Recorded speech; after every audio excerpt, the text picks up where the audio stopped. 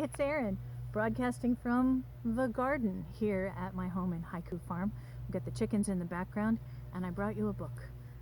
This is Seed Folks by Paul Fleischman, and I want to read a little bit of it to you. I took out my spoon and began to dig. The snow had melted, but the ground was hard. After much work, I finished one hole, and then a second, then a third.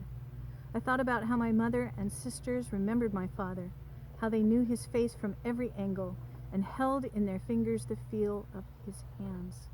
I had no such memories to cry over.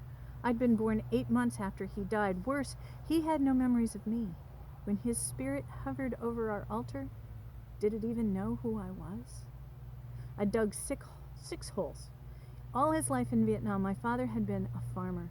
Here, our apartment house had no yard, but in that vacant lot, he would see me.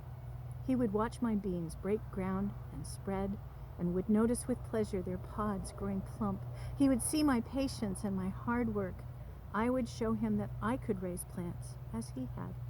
I would show him that I was his daughter. I now placed a bean in each of the holes. I covered them up, pressing the soil down firmly with my fingertips. I opened my thermos and watered them all, and I vowed to myself that those beans would thrive.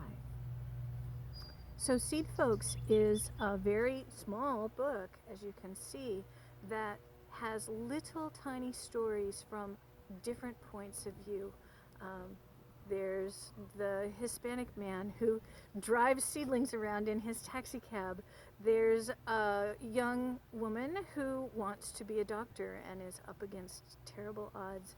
They all end up joining forces in this little vacant lot next to the apartment building that Kim starts. In the very first chapter, she starts a community garden, and it grows to be something much bigger than just a place to plant beans. I invite you to enjoy this book as much as I do. It's called Seed Folks by Paul Fleischman. Thanks. Stay safe.